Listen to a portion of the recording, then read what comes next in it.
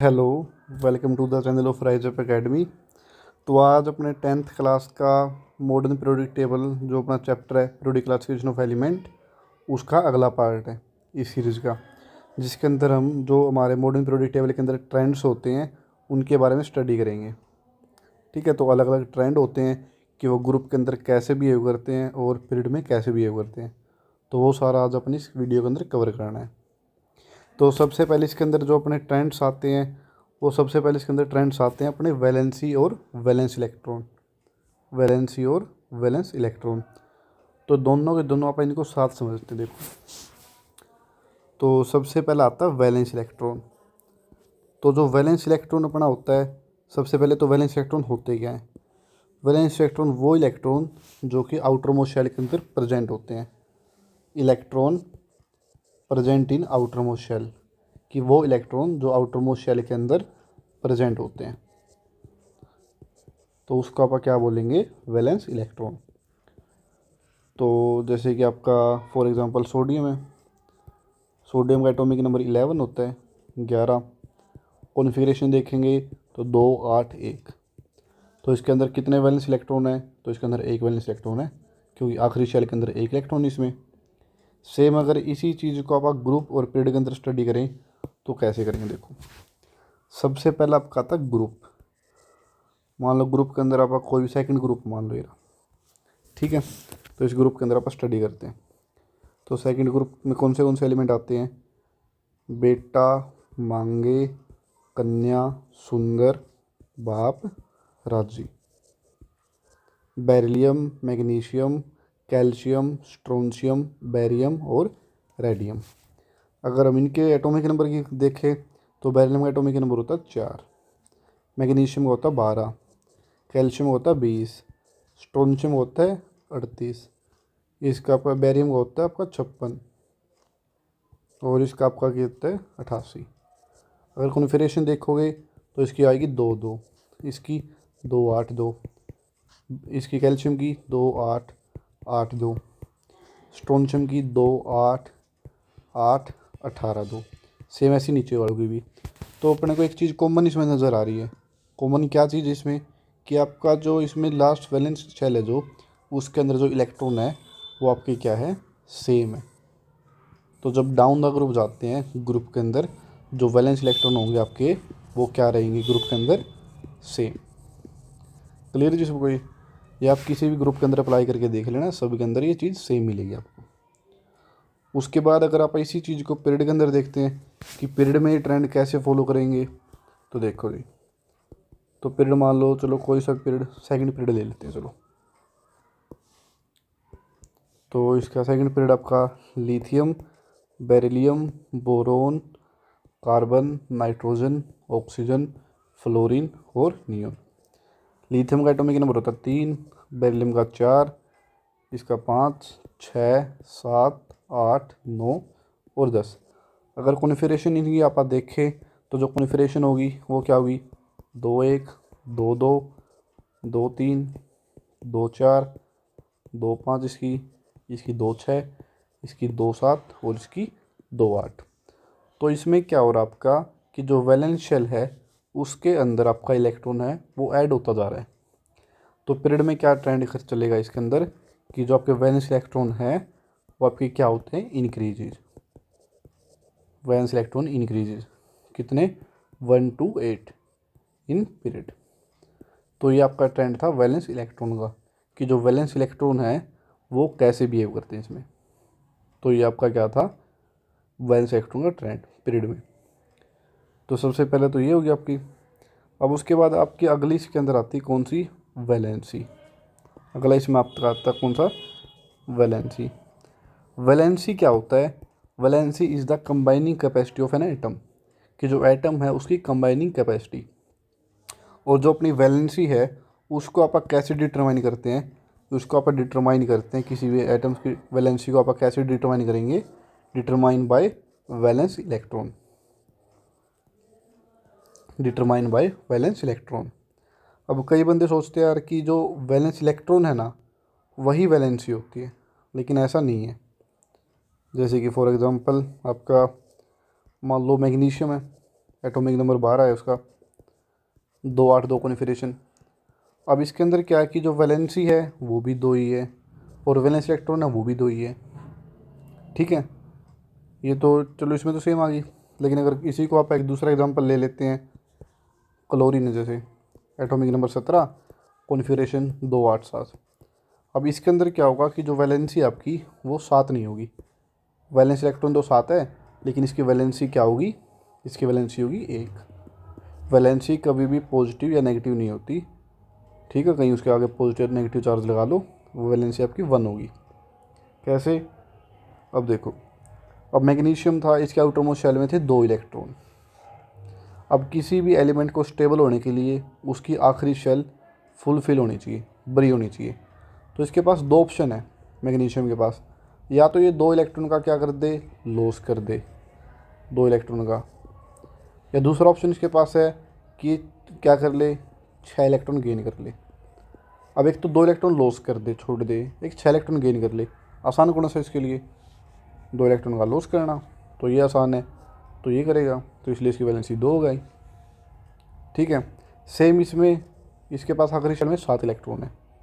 अब आखिरी शेल में 8 इलेक्ट्रॉन होने चाहिए ब्री होने के लिए, तो 2 ऑप्शन इसके पास है, या तो ये क्या करे, 1 इलेक्ट्रॉन का गेन कर ले कि भाई 1 इलेक्ट्रॉन और ले ले और पूरी अपनी फुलफिल कर ले शेल को, या क्या कर ले, आपके जो 7 इलेक्ट्रॉन है उसका लॉस कर दे। अब एक तो 1 इलेक्ट्रॉन गेन ही कर लेगा, एक 7 इलेक्ट्रॉन लॉस करेगा, कौन सा फ़ायदा है, 1 इलेक्ट्रॉन गेन कर लेगा। तो इलेक्ट्रॉन गेन किया, इसकी वैलेंसी 1 होगी। इसने यहाँ पे 2 लॉस किए, इसकी वैलेंसी 2 होगी थी। क्लियर है। तो जो वैलेंस इलेक्ट्रॉन है उससे डिटरमाइन किए जाते हैं वैलेंसी को, ना कि आपकी जो वैलेंसी है वही वैलेंस इलेक्ट्रॉन के बराबर होती है, ऐसा नहीं होता। अब सेम अगर आप इसको ग्रुप और पीरियड के अंदर देखें वैलेंसी वाले ट्रेंड को, तो देखते हैं सबसे पहले ग्रुप के अंदर। ग्रुप आप कौन सा भी सिलेक्ट कर सकते हो, जैसे ग्रुप फर्स्ट आप देखते हैं, हाइड्रोजन कभी भी ग्रुप फर्स्ट के अंदर नहीं आता। हाइड्रोजन की पोजीशन ऊपर होती है ग्रुप फर्स्ट से भी, क्योंकि ग्रुप फर्स्ट को आप एल्कली मेटल के नाम से जानते हैं और हाइड्रोजन आपका नॉन मेटल है। तो हाइड्रोजन की आपकी पोजीशन है वो ऊपर है, और ग्रुप फर्स्ट के अंदर आप काउंट नहीं करते। तो ग्रुप फर्स्ट आपका लिथियम से स्टार्ट होता है। वो ट्रिक में आप याद कर लेते हैं हाइड्रोजन को भी, है ली ना की रब से फरियाद। ठीक है, अगर आप इनके एटॉमिक नंबर के बारे में देखते हैं कि एटॉमिक नंबर इनका कितना होगा, तो इसका 1, इसका 3, इसका 11, 19, इसका 37 होगा, इसका 55 होगा, और इसका कितना होगा 87। अगर कॉन्फ़िगरेशन देखें तो इसकी तो ऊपर हाइड्रोजन की तो 1 है ही, इसकी 2 1, इसकी 2 8 1, इसकी 2 8 8 1, इसकी 2 8 8 18 1। सेम ऐसी इसमें भी आगे 18 1 आ जाएगा और 32 1 बड़ा आ जाएगा। तो इसमें क्या पता चल रहा है आपको कि जो वैलेंस इलेक्ट्रॉन थे आपके वो सब के अंदर आपके क्या है, सेम है, एक एक ही। तो अगर वैलेंस इलेक्ट्रॉन सेम है तो इनकी वैलेंसी भी सेम होगी, क्योंकि सारे के सारे क्या करेंगे, या तो 1 इलेक्ट्रॉन का लॉस करेंगे या इनको 7 इलेक्ट्रॉन का गेन करना पड़ेगा। तो आसान क्या है, 1 इलेक्ट्रॉन का लॉस करना। तो डाउन द ग्रुप जाते हैं आप, तो क्या होगा, जो आपकी वैलेंसी है वो क्या रहेगी, down the group same. Down the group valency क्या होती है आपकी, सेम। क्लियर है। उसके बाद आपका क्या होगा कि जो इसमें फिर आपका आता है अगला कौन सा, इसमें पीरियड के अंदर। तो पीरियड के अंदर वैलेंसी का ट्रेंड क्या हुआ वो देखो अभी। अब पीरियड में चलो आप इस बार थर्ड पीरियड ले लेते हैं वैलेंसी के ट्रेंड का।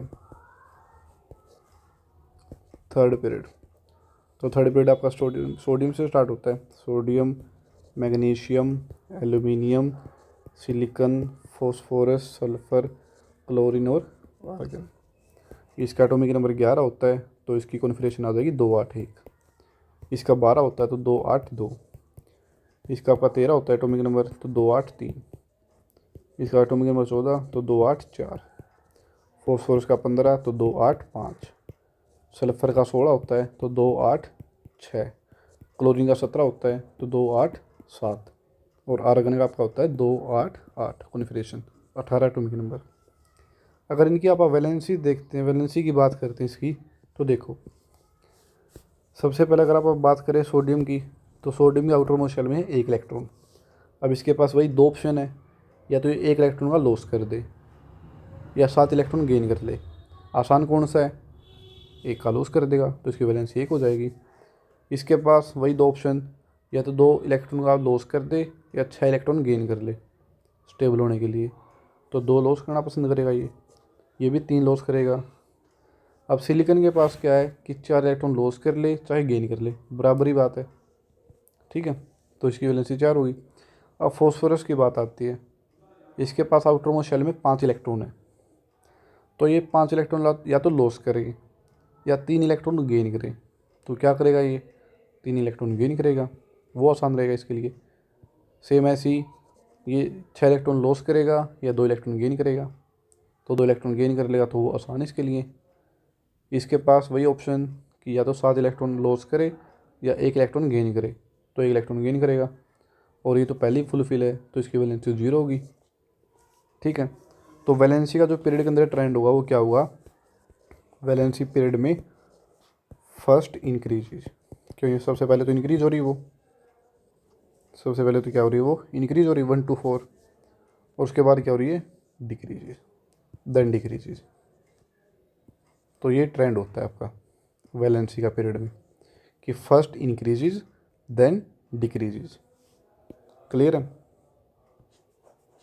तो ये आप साथ साथ नोट्स बना सकते हो अपने, जब तक इनको आप ऐसे रिवाइज करके देखोगे नहीं देखोगे तब तक समझ नहीं आएगी, आपको रिवाइज करोगे तो आपको सारी चीज़ें समझ भी आएगी। उसके बाद आपका अगली जो प्रॉपर्टी आती है जो अपन स्टडी करनी इसमें, वो है इसके atomic size. Atomic size, atomic size जिसको आप एटॉमिक रेडियस के नाम से भी जानते हैं, एटॉमिक रेडियस। अब रेडियस वर्ड से आपको समझ आ गया हो कि यार कोई एक सर्कल होगा, उसके सेंटर से लेके वो जो आपका आउटर मोस्ट जो डिस्टेंस है वो डिस्टेंस आपकी क्या होगी रेडियस, बिल्कुल। लेकिन एटम के अंदर क्या होगा, एटम के अंदर आपका होता है सबसे पहले तो न्यूक्लियस, जिसके ऊपर पॉजिटिव चार्ज होता है, ये आपका न्यूक्लियस, जिसके अंदर आपका क्या होगा, न्यूक्लियस के अंदर प्रोटॉन होते हैं एक तो, जिसके ऊपर पॉजिटिव चार्ज होता है, इसलिए इसके पूरे न्यूक्लियस के ऊपर ही पॉजिटिव चार्ज आ जाता है। और इसके अंदर एक होता है न्यूट्रॉन, ये दोनों न्यूक्लियस के अंदर प्रेजेंट होते हैं। अगर मेरे को प्रोटॉन और न्यूट्रॉन को इकट्ठा बोलना हो कि इकट्ठा इनका नाम लेना हो तो मैं बोल देता हूँ न्यूक्लियॉन्स। न्यूक्लियॉन्स, न्यूक्लियॉन्स मतलब जो न्यूक्लियस के अंदर रहते हैं, प्रोटॉन प्लस न्यूट्रॉन इकट्ठा नाम उनका। अब जो न्यूक्लियस के बाहर क्या होती है, शेल होती है, उसके अंदर इलेक्ट्रॉन रिवॉल्व करते हैं, ये पहली शेल होगी, ये दूसरी शेल होगी, वो डिपेंड करता है एटम के ऊपर। जैसे कि मान लो सोडियम आपका एटॉमिक नंबर 11, कॉन्फिगरेशन 281, 3 शेल होगी इसके अंदर, तो ये तीसरी शेल होगी, तो इसका आउटर मोस्ट इलेक्ट्रॉन है वो तीसरी शेल के अंदर होगा सोडियम का। तो न्यूक्लियस के सेंटर से लेके आउटर मोस्ट शेल तक की डिस्टेंस, इसी को हम क्या बोल देते हैं atomic size. The distance between the centre of nucleus and the outer most shell, outer most shell से न्यूक्लियस के सेंटर तक की जो डिस्टेंस है उसी को हम क्या बोल देते हैं एटॉमिक रेडियस या एटॉमिक साइज। क्लियर जी सबको, ठीक है जी। अब उसके बाद बात करते हैं जो एटॉमिक साइज है वो आपका न्यूक्लियस के अंदर ग्रुप के अंदर और पीरियड के अंदर कैसे वेरी करेगा। तो देखो अगर बात करूँ मैं ग्रुप के अंदर, तो ग्रुप के अंदर क्या है कि सबसे पहले आपका जैसे कि शेल ग्रुप सेकेंडरी ले लेते हैं। सबसे पहले तो अपन beryllium, magnesium, calcium, strontium, barium और रेडियम। एटॉमिक नंबर इसका 4, 12, इसका 20, इसका आपका आ गया फिर 38, इसका 56 और इसका 88। ठीक है, ये आपका हो गया। उसके बाद इसके अंदर कॉन्फिगरेशन अगर देखेंगे तो 2 2 2 8 2 2 8 8 2, इसका 2 8 8 18 2। तो जैसे जैसे आप नीचे की तरफ जा रहे हैं, डाउन द ग्रुप जा रहे हैं, तो इसमें क्या हो रहा है, आपकी जो शेल है, नंबर ऑफ़ शेल वो इंक्रीज हो रही है। बेरिलियम में 2 शेल आपकी, मैग्नीशियम में इसमें 3 शेल आ गई, इसमें आपकी 4 शेल आ गई, इसमें 5 शेल आ गई। जैसे कि अगर आप बात करें मैग्नीशियम और बेरिलियम की, तो इसके ऊपर ये पॉजिटिव चार्ज न्यूक्लियस, और बेरिलियम में क्या होगा, आपकी 2 शेल हो जाएगी, एक शेल ये रही, दूसरी शेल ये रही, ये आपका बेरिलियम का हो गया। अगर सेम इसमें मैं बात करूँ मैग्नीशियम की, तो मैग्नीशियम में वही न्यूक्लियस, न्यूक्लियस के ऊपर आपका क्या हो जाएगा, एक शेल, 2 शेल और 3 शेल, ये आपका मैग्नीशियम का। अब एक तो क्या है कि एक तो आपका सेंटर ऑफ न्यूक्लियस है जो, उससे लेके दूसरी शेल तक की डिस्टेंस जो R1 आपकी बेरिलियम की, जो एटॉमिक रेडियस, एटॉमिक साइज। एक आपकी सेंटर ऑफ न्यूक्लियस से 3 शेल तक की डिस्टेंस R2 जो कि बेरिलियम इसकी मैग्नीशियम की है। तो कौन सी बड़ी होगी? सिंपल सी बात है यार कि जो सेंटर ऑफ न्यूक्लियस है उससे लेके जो तीसरी शेल तक की होगी वो ज़्यादा होगी। अब एक तो इस R है, इस R से रोहतक की डिस्टेंस, एक इस R से रोहतक से भी आगे दिल्ली आ गया, एक इस R से दिल्ली की डिस्टेंस, जो इस R से दिल्ली है उसकी डिस्टेंस ज़्यादा होगी एज़ कम्पेयर टू इस R से रोहतक। तो सेम इसमें भी कि जो R2 है उसका एटॉमिक साइज बढ़ा हुआ R1 से। तो यानी डाउन द ग्रुप जाते हैं तो इसमें 2 शेल है, इन दोनों कंपैरिजन में मैग्नीशियम का साइज बढ़ा हुआ। मैग्नीशियम और कैल्शियम में कंपैरिजन में कैल्शियम में 4 शेल हैं, तो सेंटर ऑफ न्यूक्लियस से 4 शेल तक की डिस्टेंस ट्रैवल करनी पड़ेगी, तो कैल्शियम का साइज बढ़ा हुआ। तो डाउन द ग्रुप जाएंगे आप, तो जो न्यू शेल है ना वो आपकी क्या होती है, आर एडिड, कि वो नई शेल है ना वो ऐड होती जाती है। तो नई शेल ऐड होगी, उसके बाद क्या होगा, आपकी जो डिस्टेंस है सेंटर ऑफ न्यूक्लियस और आउटर मोस्ट शेल की वो आपकी इंक्रीज होगी। अगर वो इंक्रीज होगी तो आपका एटॉमिक साइज़ है वो इंक्रीज हो जाएगा। तो down the group atomic size आपका क्या होता है, इंक्रीज होता है। क्लियर सबको ये? आउटर मोस्ट शेल इंक्रीज, तो इसे आपका ग्रुप के अंदर क्या हो जाएगा, एटॉमिक साइज आपका ये इंक्रीज हो जाएगा। तो ये कंसेप्ट था इसमें। अगर अब एटॉमिक साइज को आप पीरियड में बात करें कि एटॉमिक साइज की जो प्रॉपर्टी आपकी वो पीरियड में कैसे होगी, तो उसके बारे में डिस्कस करते हैं। एक मिनट,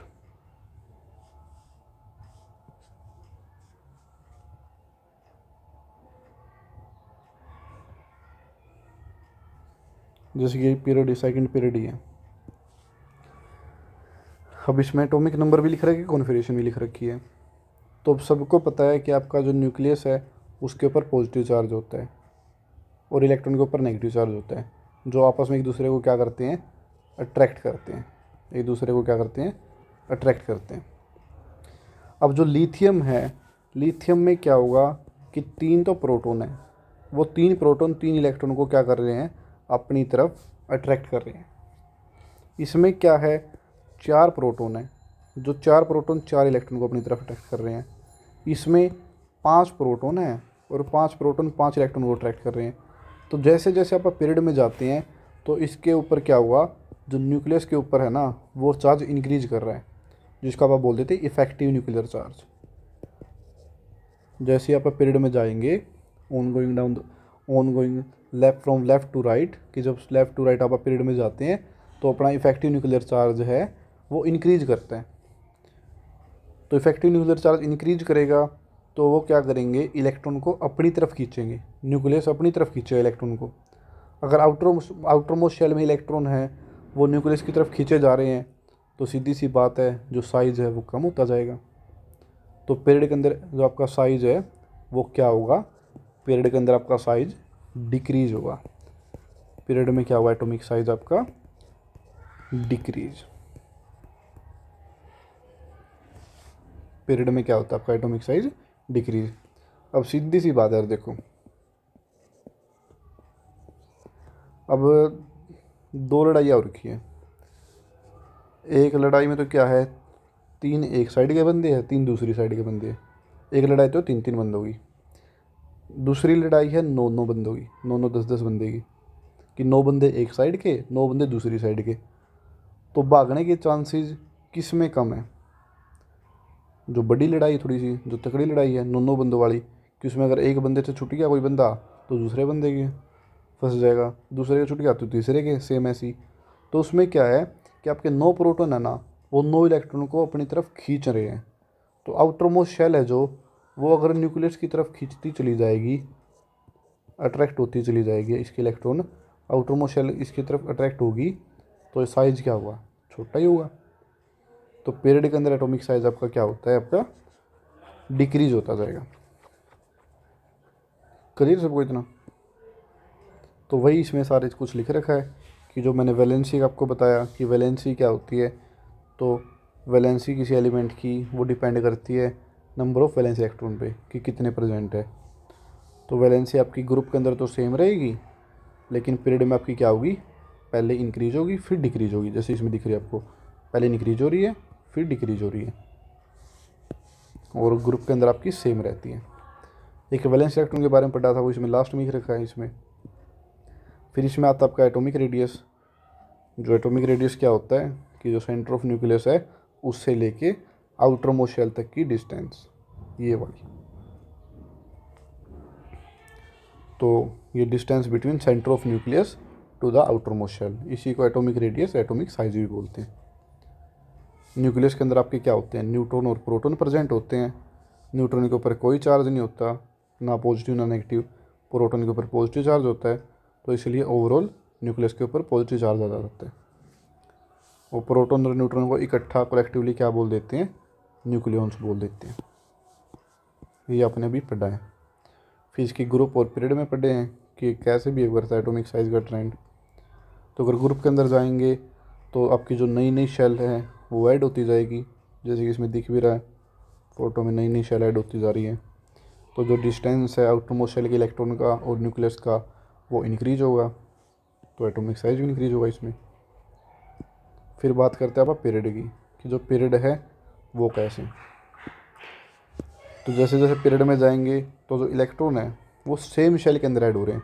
देखो इसमें क्या है, एक इलेक्ट्रॉन है तो जो अगला है ना, इसी शेल के अंदर दूसरा इलेक्ट्रॉन ऐड हो गया, फिर इसी में तीसरा इलेक्ट्रॉन ऐड हो गया, फिर इसी में 4 इलेक्ट्रॉन हो गए, इसी में 5 हो गए।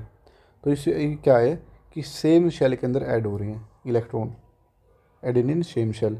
तो जो न्यूक्लियर चार्ज है न्यूक्लियस के ऊपर, इफेक्टिव न्यूक्लियर चार्ज, वो इंक्रीज कर रहा है, जिससे क्या होंगे, जो इलेक्ट्रॉन है वो न्यूक्लियस की तरफ पुल होंगे, खींचते हुए चले जाएंगे, जिससे जो साइज है एटम का वो आपका कम हो जाएगा। तो पीरियड के अंदर क्या होता है? एटॉमिक साइज आपका डिक्रीज। तो जिसमें जो पहला एलिमेंट होगा आपका, जैसे सोडियम है थर्ड पीरियड में, तो पहले एलिमेंट का साइज सबसे बड़ा हुआ पीरियड में, और लास्ट का इसमें वैसे आर्गन का। लेकिन इसमें भी एक्सेप्शन है, इसमें क्लोरीन का साइज सबसे छोटा हुआ, आर्गन का साइज थोड़ा सा बड़ा होता है क्लोरीन से, एक्सेप्शन है ये। लेकिन आपके 10th लेवल पे आपको यही पढ़ना है कि आर्गन का साइज सबसे छोटा होता है। ठीक है। उसके बाद इसमें आता है मेटेलिक और नॉन मेटेलिक करेक्टर। मेटेलिक और नॉन मेटेलिक करेक्टर। अब सबसे पहले अगर आप बात करें मेटेलिक करेक्टर, मेटल्स क्या होती हैं? मेटल्स क्या होती है कि वे एलिमेंट जिनकी टेंडेंसी क्या होती है इलेक्ट्रॉन को लॉस करने की, tendency to lose electron, electron को लॉस करने की।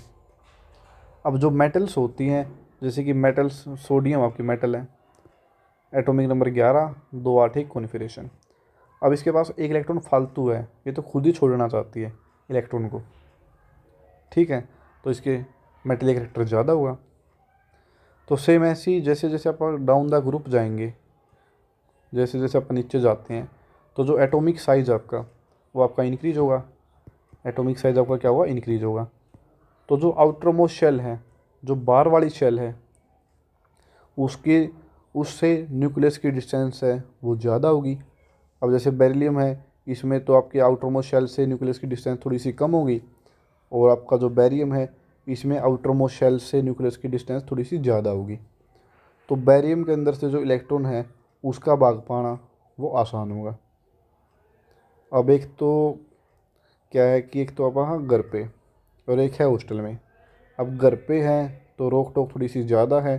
हॉस्टल में है तो वहाँ पे रोक टोक कम होगी, वहाँ से अपन भाग सकते हैं, कहीं पे मूवी देखने, खाने पीने कहीं पे भी जा सकते हैं बिना किसी रोक टोक के।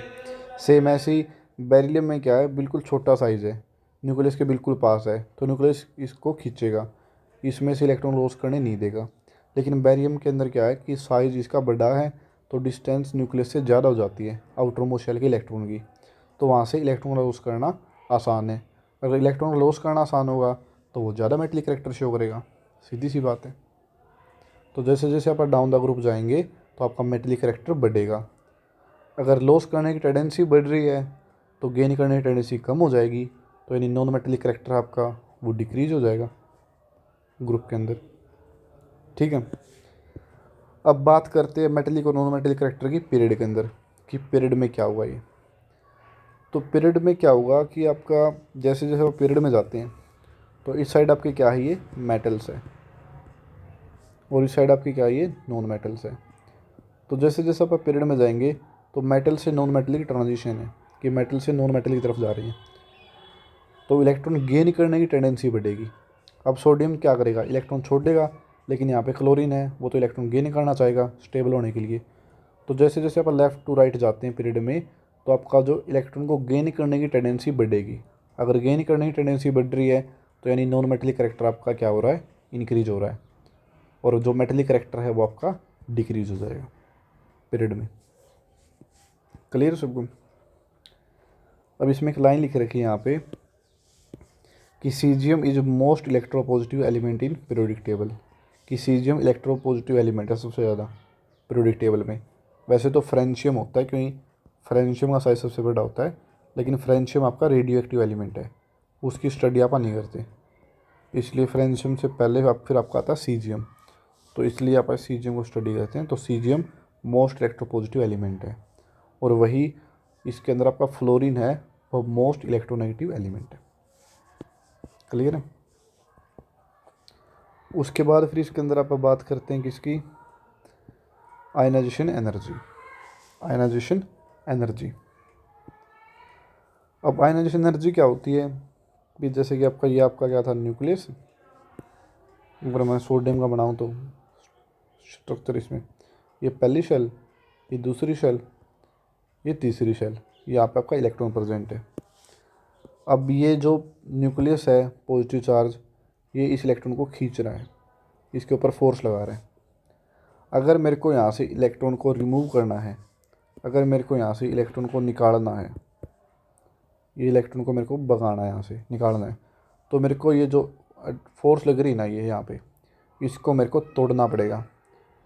तो यानी अगर मान लो यहाँ पे 50 न्यूटन की फ़ोर्स लग रही है, तो मेरे को 50 न्यूटन से ज़्यादा ये फोर्स यहाँ पे लगानी पड़ेगी, जिससे ये इसकी जो कॉन्टैक्ट इनका टूट जाएगा और इलेक्ट्रॉन फ्री हो जाएगा।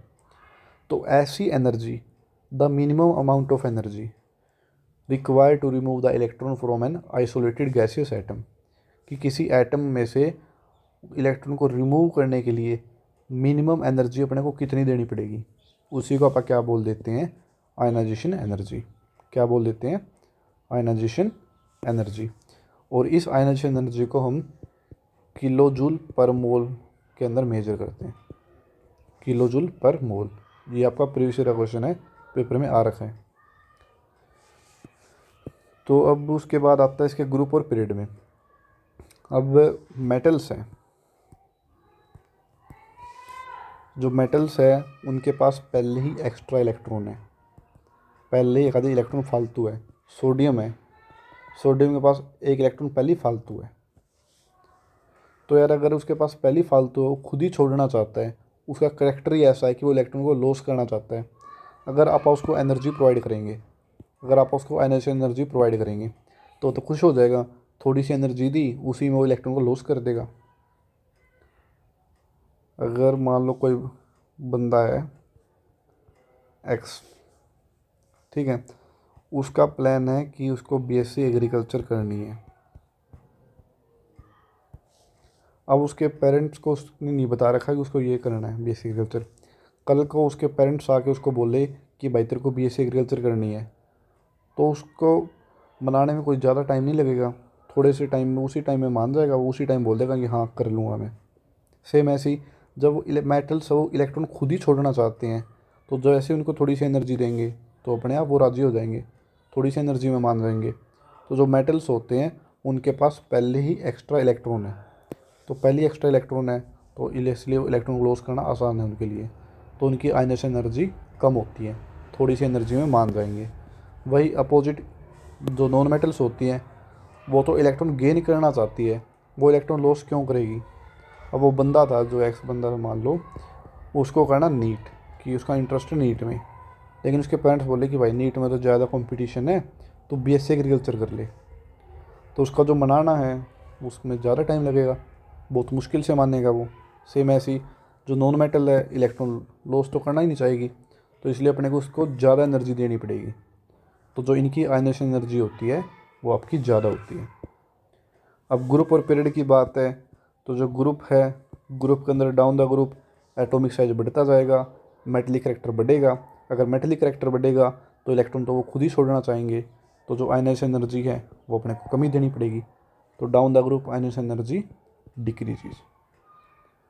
अगर बात करें पीरियड की, कि पीरियड में आयनेशन एनर्जी का क्या रोल है, तो पीरियड में जो जाएंगे तो जो नॉन मेटलिक करैक्टर है वो बढ़ेगा, इलेक्ट्रॉन को गेन करने की टेंडेंसी बढ़ेगी, ना कि लॉस करने की। तो लॉस कराना और मुश्किल होगा, तो जो आयनेशन एनर्जी है वो अपने को ज़्यादा देनी पड़ेगी, तो आयनेशन एनर्जी क्या होगी, इंक्रीज।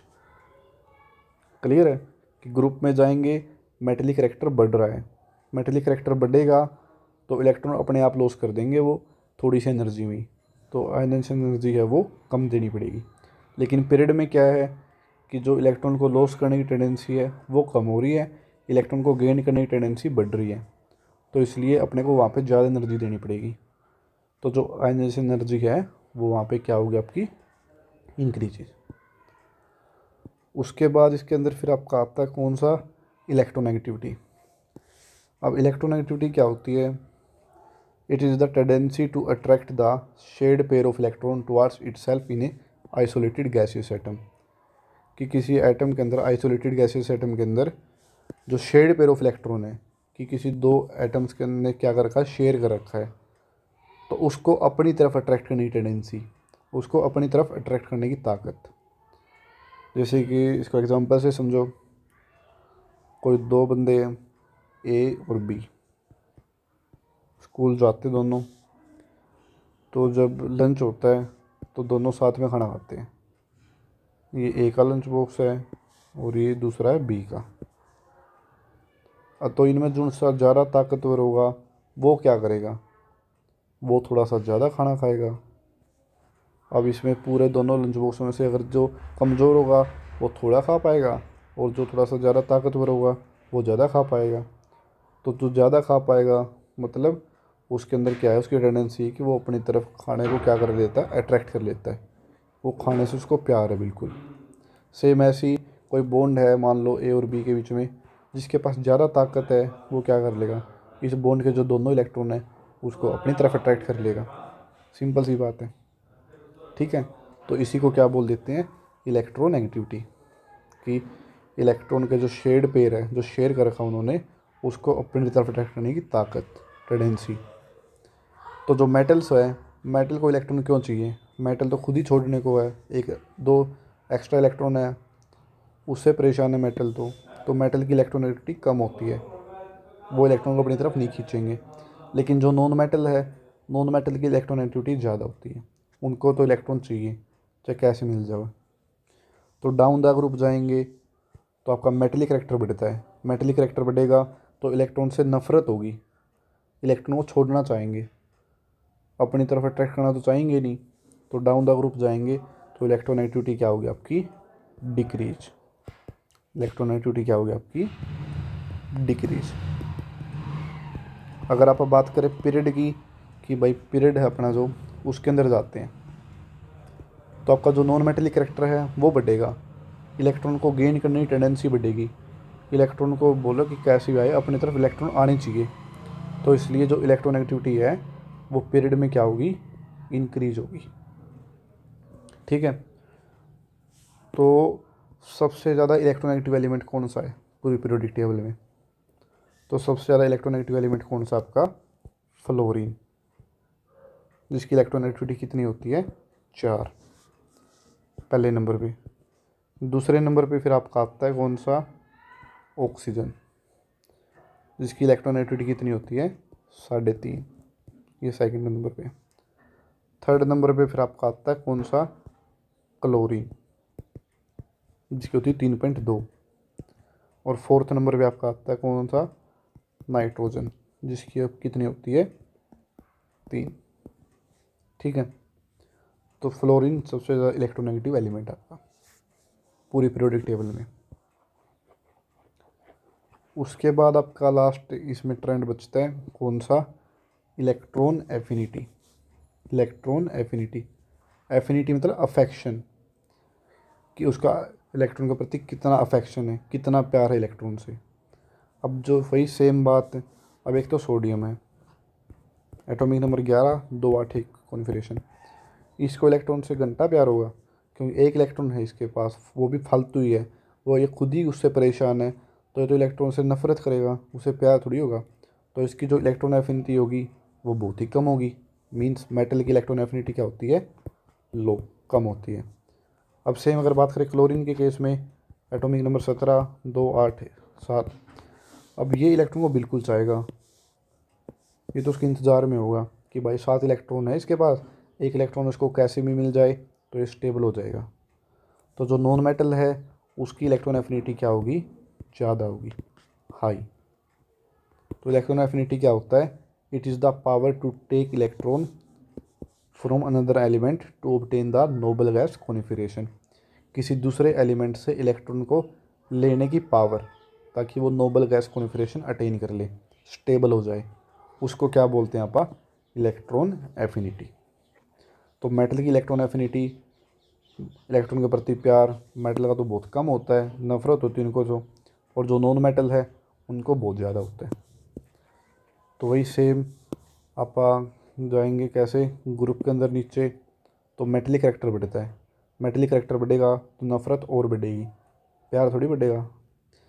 तो डाउन द ग्रुप जाएंगे तो मेटलिक करैक्टर आपका क्या होगा, इंक्रीज होगा, तो इलेक्ट्रॉन के प्रति नफरत बढ़ेगी, तो इलेक्ट्रॉन के प्रति प्यार है वो तो कम हो जाएगा, तो डिक्रीज डाउन द ग्रुप।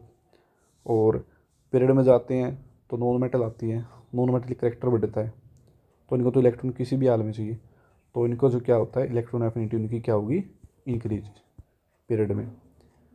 एक चीज़ और, जो ग्रुप 18 है पीरियड में तो आपकी इंक्रीज होगी, लेकिन लास्ट में जो ग्रुप 18 आता है उसकी इलेक्ट्रॉन एफिनिटी आपकी 0 होती है। ग्रुप 18 की इलेक्ट्रॉन एफिनिटी क्या होती है आपकी, 0। क्यों, जैसे कि आर्गन है, एटॉमिक नंबर कितना हो गया इसका, 18, कॉन्फिगरेशन 2 8 8।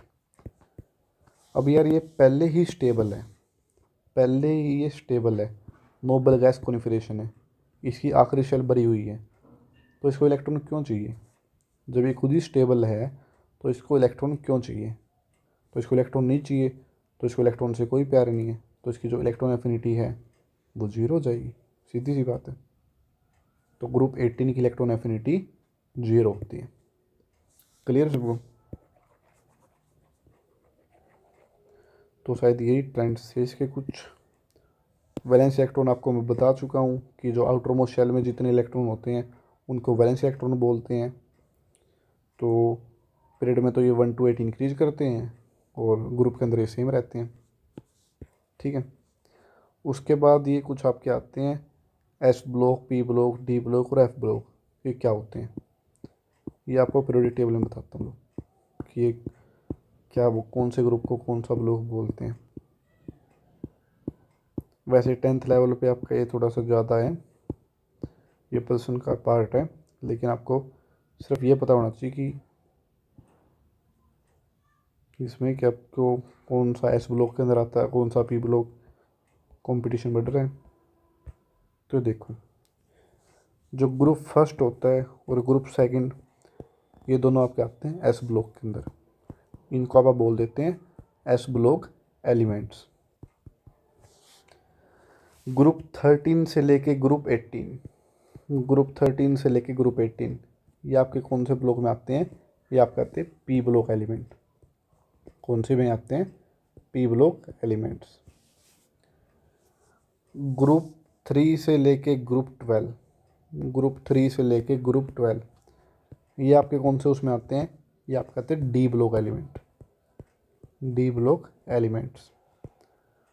और जो इसके अंदर लैंथेनोइड्स और एक्टिनोइड्स होते हैं, जो यहाँ पे 57 का और 72 है ना, जो बीच के 14 एलिमेंट्स है 58 से लेके 71। सेम ऐसे ही यहाँ पे 89 है, उसके बाद 104 है, तो 90 से लेके 103, ये 2 सीरीज़ है 14 एलिमेंट्स की। एक को लैंथेनोइड्स बोलते हैं, एक को एक्टिनोइड्स बोलते हैं। तो जो 14 एलिमेंट्स है इनको आप बोलते हैं एफ ब्लॉक एलिमेंट्स। क्या बोलते हैं? F block elements. तो यहाँ पे ये चैप्टर आपका कंप्लीट होता है। किसी को इस चैप्टर में कोई भी डाउट हो, कुछ भी पूछना हो तो मेरे को बता सकता है। आप और ज़्यादा डिटेल्स के लिए और ज़्यादा अपडेट रहने के लिए हमारा व्हाट्सएप ग्रुप, जो इंस्टा पे पेज है वो, या टेलीग्राम चैनल ज्वाइन कर सकते हैं। कोई डाउट हो तो कमेंट में डाल सकते हैं या फिर व्हाट्सएप भी पूछ सकते हैं। थैंक